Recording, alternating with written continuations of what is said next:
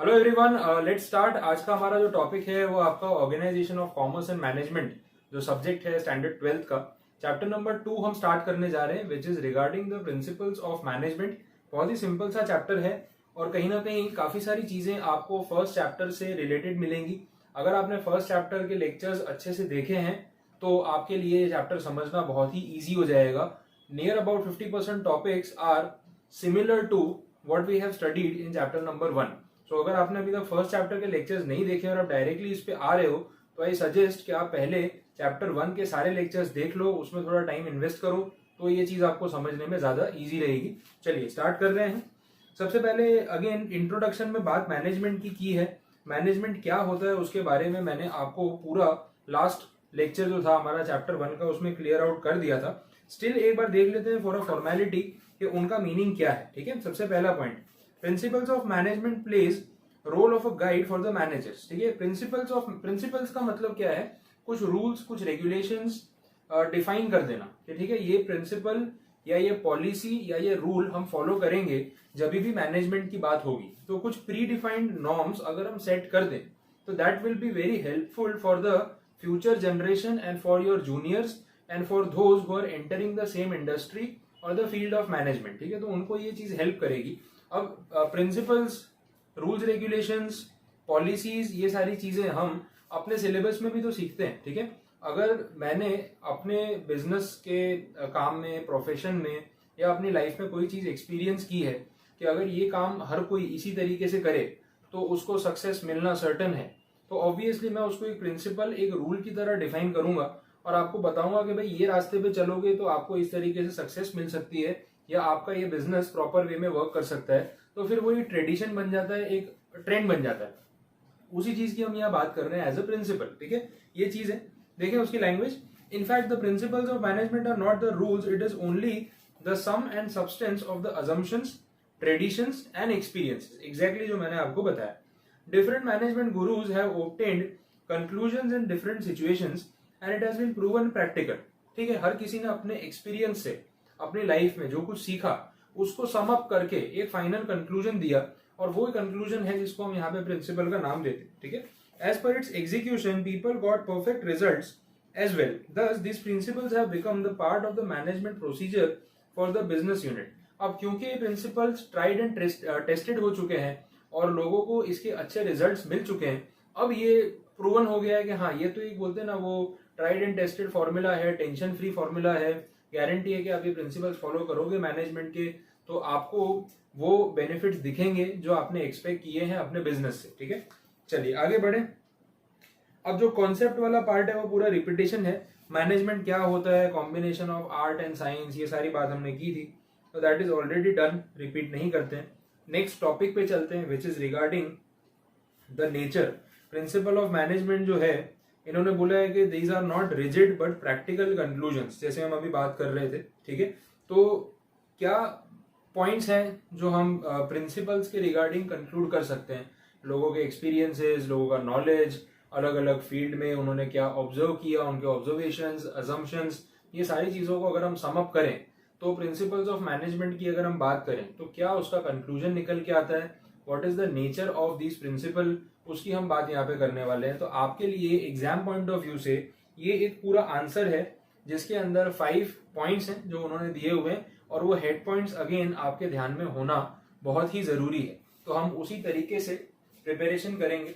तो स्टार्ट करते हैं। सबसे पहले जो सबसे पहला पॉइंट है it is the universal acceptance. ठीक है, यूनिवर्सल एक्सेप्टेंस मतलब ऐसी चीज, ऐसी बात जो हर किसी ने मानी है, हर कोई एक्सेप्ट करता है कि हाँ ये होता है, ये सही है। ठीक है, दैट इज यूनिवर्सल एक्सेप्टेंस।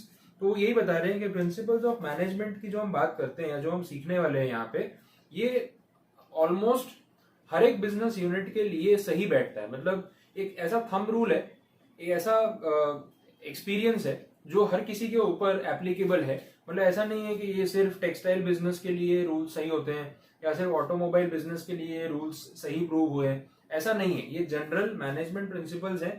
कोई भी बंदा अपना बिजनेस अगर मैनेज करेगा तो वो बिजनेस किसी भी चीज का हो, लेकिन ये मैनेजमेंट के टिप्स उसके काम आने वाले हैं। क्लियर, चलो नेक्स्ट देखते हैं। Thus, the principles of management are comprehensive and universal. However, the implementation of all the principles may change as per the type, form, activity and size of the business unit, but the principles of management can be applied to the most of the business units. हाँ, आप थोड़ा बहुत modify कर सकते हो, लेकिन जो basic concept है ना वो सेम ही रहने वाला है, ठीक है।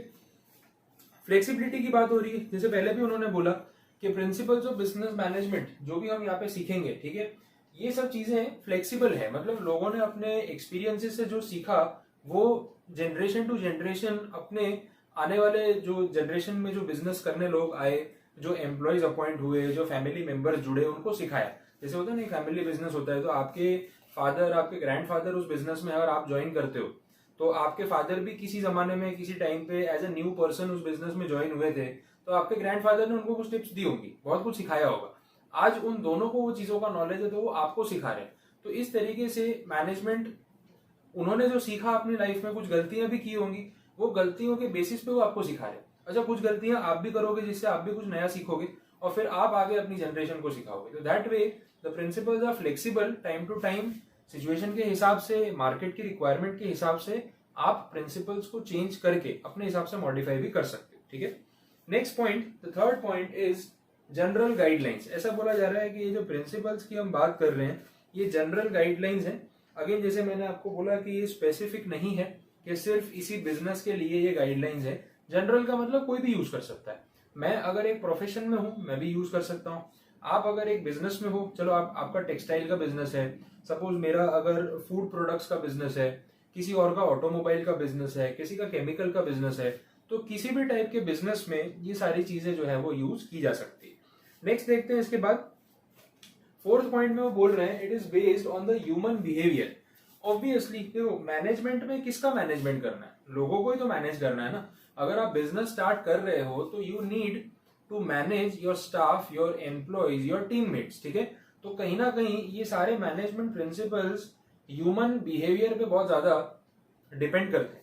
जैसे मैं मेरा एग्जांपल ले रहा हूं, अगर मैं आपको पढ़ा रहा हूं तो मेरा मैनेजमेंट करने का तरीका आपके बिहेवियर पे भी तो डिपेंड करता है, ठीक है। ये क्लास में होता है ना, कोई स्टूडेंट्स हैं, टीचर्स हैं, किस टाइप के स्टूडेंट हैं, टीचर्स को जनरली उस हिसाब से उनके साथ डील करना आना चाहिए और ये उनकी ट्रेनिंग का हिस्सा है। तो जो भी आपके स्कूल टीचर्स हैं, आपके कॉलेज के प्रोफेसर्स हैं, या मैं आपको पढ़ा रहा हूं, तो यू नो एक बेसिक चीज है कि अगर कोई स्टूडेंट है जो सिंसियरिटी से अपना काम कर रहा है तो उसके साथ कैसे बिहेव करना है वो भी मुझे आना चाहिए। और कोई स्टूडेंट जो है वो थोड़ा सा केयरलेस है लेकिन दिल का अच्छा है, तो उसको भी ट्रैक पे लाना आना चाहिए कि भाई कैसे उसको मोटिवेट करना है। और कोई स्टूडेंट है जो इंटेंशनली डिस्टर्बेंस क्रिएट कर रहा है टू क्रिएट अ न्यूसेंस, तो उसके साथ कैसे डील करना है वो भी मुझे आना चाहिए। तो कहीं ना कहीं मेरा मैनेजमेंट का जो तरीका है वो ह्यूमन बिहेवियर के ऊपर डिपेंड करेगा और मेरी प्रैक्टिसेस उस हिसाब से फ्लेक्सिबल होंगी, ठीक है। That is the fourth point. और लास्ट पॉइंट है कंटिंजेंसी। कंटिंजेंसी वर्ड का डिक्शनरी मीनिंग क्या है, उसका मतलब है अनसर्टेनिटी। कंटिंजेंट का मतलब है अनसर्टन, कोई भरोसा नहीं है क्या होगा, यू आर नॉट श्योर, ठीक है। That is contingency. अभी हम बोल रहे हैं भाई सपोज कोरोना का इफेक्ट है तो कब तक ठीक होगा, अगले महीने ठीक हो जाएगा, नॉट श्योर, पता नहीं होगा या नहीं होगा, अनसर्टन है। कंटिंजेंसी है, यू आर नॉट श्योर कि क्या होने वाला है, भाई एग्जाम्स है, होंगे या नहीं होंगे नहीं पता, कंटिंजेंट है, हो सकता है ना भी हो सकता है डिले हो जाए, हो सकता है कैंसिल हो जाए, आपको प्रमोट कर दें, एवरीथिंग इज पॉसिबल। तो जहां कंटिंजेंसी है वहां अनसर्टेनिटी वर्ड को हम उसके साथ लिंक करते हैं, ध्यान रखना है। यहाँ पे ये बोल रहे हैं कि प्रिंसिपल्स ऑफ मैनेजमेंट के रिगार्डिंग भी कंटिंजेंसी का कुछ एलिमेंट है। क्यों ऐसा बोल रहे हैं देखते हैं। Contingency is one of the element to apply the principles of management. Achievement of goal can be made easier by a unit with taking required decision through usage of these principles in certain unavoidable situations, such as to pay appropriate and reasonable wages to the employees. This criteria of being fair and reasonable depends upon the concern regarding necessity and contingency of the affecting factors. मतलब बोला ये गया है कि business आप जब चला रहे हो तभी भी अनसर्टेनिटी होगी, तभी भी कंटिंजेंसी तो रहेगी, बट आपकी प्रैक्टिसेस आपको उस हिसाब से रखनी चाहिए कि इन कंटिंजेंसीज को ध्यान में रख के आप काम करें। और कितनी बार क्या होता है कि भले अनसर्टेनिटी है, भले कंटिंजेंसी है, स्टिल आपको अपने प्रिंसिपल्स फॉलो भी करने पड़ते हैं। तो बहुत सारे फैक्टर्स पे डिपेंड करता है। जैसे इन्होंने एम्प्लॉयज का एग्जाम्पल दिया है। अब बिजनेस में काम कम ज्यादा होता रहता है, जरूरी नहीं कि पूरे साल इवनली मेरे पास बिजनेस ऑर्डर्स, अपॉर्चुनिटीज आती रहेंगी, नॉट नेसेसरी, बट स्टिल मुझे अपने काम पे तो फोकस करना ही है। और उसके साथ साथ जैसे मेरा एम्प्लॉय है, स्टाफ है, तो उनकी सैलरीज तो मुझे देनी ही है, तो कंटिजेंसी का फैक्टर है मेरे माइंड में, बट स्टिल मुझे अपने स्टाफ को भी सपोर्ट करना है। मैं ये नहीं बोल सकता कि इस महीने ऑर्डर नहीं है, सैलरी नहीं मिलेगी, तो वो बेचारा एम्प्लॉय कैसे सर्वाइव करेगा, उसकी फैमिली है तो वो कैसे सर्वाइव करेगी। तो हम ऐसा नहीं कर सकते।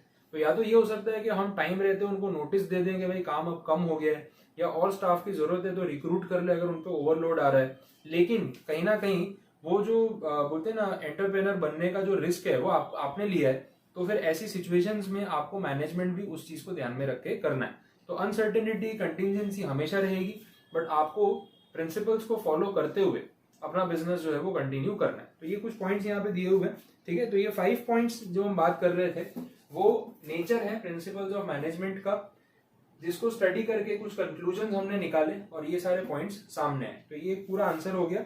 अब अगले आंसर में हम बात करेंगे कि जो प्रिंसिपल्स की बात हो रही है इनकी इंपॉर्टेंस क्या है, क्यों ये प्रिंसिपल्स ऑफ मैनेजमेंट जो है वो हम पढ़ रहे हैं और बिजनेस में वो हमें और किस तरीके से हेल्प कर सकते हैं, आइए देख लेते हैं। तो चलिए कंटिन्यू कर रहे हैं next part, that is the importance of principles of management, ठीक है। इसमें आपको काफी सारे पॉइंट्स वैसे ही मिलेंगे जो हमने लास्ट चैप्टर में भी देखे थे। तो अगर आपने वो चैप्टर देखा था, क्योंकि हमने ऑलरेडी पढ़ा है, तो रिपीटेशन है और जल्दी खत्म हो जाएगा। अच्छा, ये भी अपने आप में एक पूरी शॉर्ट नोट है, एक बड़ा आंसर है, 6 हेड पॉइंट्स है, आराम से आपको ये आंसर इस हिसाब से एक बड़े वेटेज में पूछ सकते हैं वो। तो इंपॉर्टेंस क्या है, प्रिंसिपल्स क्यों इंपॉर्टेंट है, चलिए देखते हैं। पहला पॉइंट है increase in the managerial efficiency, ठीक है। मैनेजरियल एफिशिएंसी बढ़ जाती है, क्यों ऐसा, क्योंकि जब आप प्रॉपर प्रिंसिपल्स फॉलो कर रहे हैं, एक सिस्टम फॉलो कर रहे हैं, आपने बिजनेस चलाने के लिए एक सिस्टमैटिक तरीका अपना लिया है, तो ऑब्वियसली एफिशिएंसी बढ़ जाएगी। यू नो, जैसे आप अगर अपनी पढ़ाई कर रहे हैं तो उसमें भी एक मैनेजमेंट की रिक्वायरमेंट है, टाइम टू टाइम स्टडी करना, डेली एक fix number of hours study करना, ठीक है। एक टाइम स्लॉट डिसाइड कर लेना, प्रैक्टिकल्स के लिए कितना टाइम रखना है, थियरी पे कितना फोकस करना है, टेस्ट के लिए प्रिपरेशन करना है। तो अगर आप ये सारी चीजें प्रॉपरली करने लग जाते हैं तो कहीं ना कहीं आपकी एफिशिएंसी बढ़ जाती है। फिर ये लगता है कि हाँ यार, हमने उतना टाइम नहीं दिया लेकिन हमारा जो सिलेबस है अच्छा खासा कवर हो गया। और यही जब रैंडमली पढ़ते थे तो लगता था यार हमेशा हमको पढ़ना ही होता है, पढ़ाई बाकी है, पढ़ाई बाकी है, होता कुछ नहीं था। लेकिन जब से एक प्रॉपर सिस्टमैटिक शेड्यूल बनाया तब से हमारा काम ज्यादा आसान हो गया। सेम चीज यहाँ पे भी होने वाली है, मैनेजरियल एफिशिएंसी बढ़ जाती है जब आप प्रॉपर सिस्टम से काम करते हैं। नेक्स्ट पार्ट, जो रिसोर्सेज आपके पास अवेलेबल है, इस पॉइंट पे हमारी बात हुई थी, ह्यूमन रिसोर्स की बात की थी हमने, बाकी सारे पॉइंट्स की बात की थी। तो जो रिसोर्सेज हैं हम उसका इफेक्टिव तरीके से एडमिनिस्ट्रेशन कर पाते हैं, प्लस उसका जो यूजेज है, यूजेज यूटिलिटी मतलब उसका जो फायदा उठाना है। जैसे स्टाफ है, अब क्या होता है कि मैनेजर को पता ही नहीं है कि भाई किससे कितना काम करवाना है, किसका क्या रोल है, कौन कितना केपेबल है, आप रैंडमली किसी से भी कुछ भी काम कराते हो। तो जो एम्प्लॉय दिन में 8 घंटे काम करने के लिए आपके साथ बैठा है वो 6 घंटे का काम करता है, बाकी खाली बैठा रहता है, उसको पूरा काम प्रॉपर आप नहीं देते हो। दूसरी तरफ किसी के ऊपर ऑलरेडी लोड ज्यादा है, आप उसको और ज्यादा बर्डन डालते हो, मैनेजमेंट नहीं हो रहा। तो इससे क्या हो रहा है कि आप अपने रिसोर्सेज का ऑप्टिमम यूटिलाइजेशन नहीं कर पा रहे, जो वर्ड हमने लास्ट टाइम भी यूज किया था। आप इन टर्म्स पे ध्यान देना, जो लैंग्वेज है बुक में मैं वही ज्यादातर यूज कर रहा हूँ, वो कीवर्ड्स यूज कर रहा हूँ, ताकि जब आप पेपर में आंसर लिखो और ऐसे वर्ड्स आप लिखोगे, चेकर अपने आप उस चीज को आइडेंटिफाई करेगा और आपको मार्क्स ज्यादा अच्छे से मिल पाएंगे। आप ऐसे वर्ड्स को पेंसिल से अंडरलाइन करके हाईलाइट भी कर सकते हो, कोई प्रॉब्लम वाली बात नहीं, ठीक है। तो maximum usage of resources, effective administration of resources.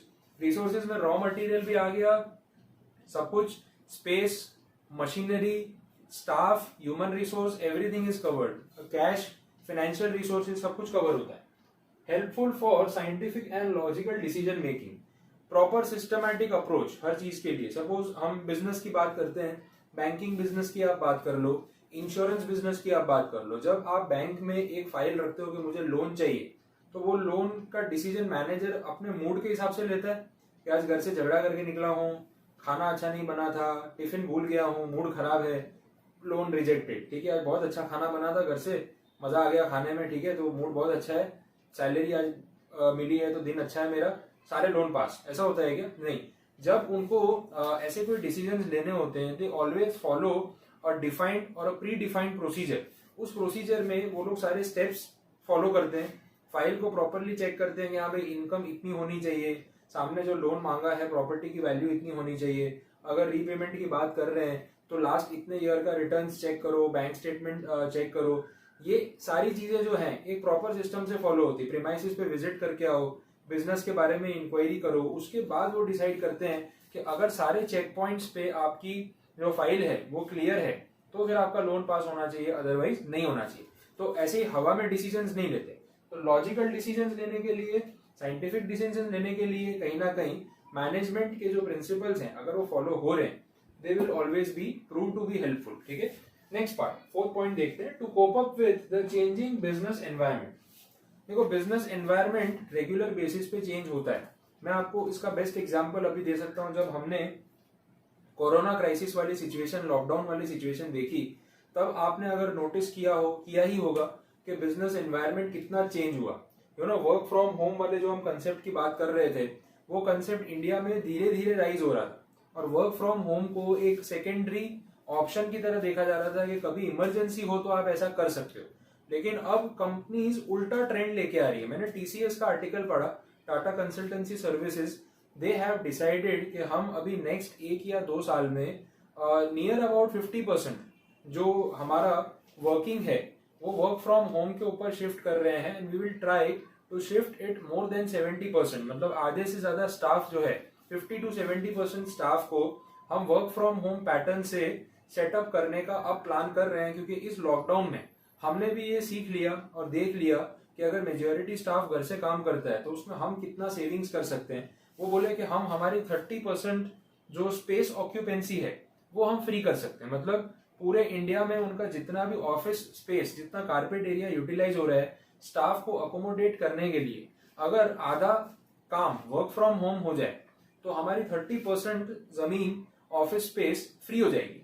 तो जो रेंटेड प्रीमाइसिस है उसका रेंट 0 हो जाएगा, जो ओल्ड प्रीमाइसिस है वो दूसरे बिजनेस में काम आ जाएगी। ठीक है, वहां हम कुछ और सेटअप करके इंडस्ट्री बना सकते हैं। तो ये सारी चीजों में दिमाग लगाना अब कंपनीज ने शुरू कर दिया है to cut down their costing. Clear ये चीज? ठीक है, तो कहीं ना कहीं बिजनेस एनवायरनमेंट चेंज हुआ।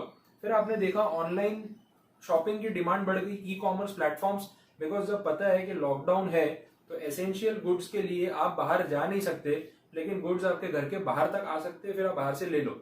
कॉन्टैक्टलेस डिलीवरी भी प्रोवाइड कर रहे हैं। आपने अगर ऑब्जर्व किया, अमेजोन का बिजनेस जो है लॉकडाउन में जितनी तेजी से बढ़ा है, पूरे वर्ल्ड में किसी का बिजनेस नहीं बढ़ा होगा। ठीक है, अमेजोन के ओनर की वेल्थ 50% इंक्रीज हो गई। तो ये सारी चीजें बिजनेस एनवायरनमेंट को चेंज कर रही है बिकॉज ऑफ लॉकडाउन। इतना ट्रेंड चेंज हुआ। आप जो पढ़ रहे हो अभी, ऑनलाइन स्टडीज का पैटर्न आ गया।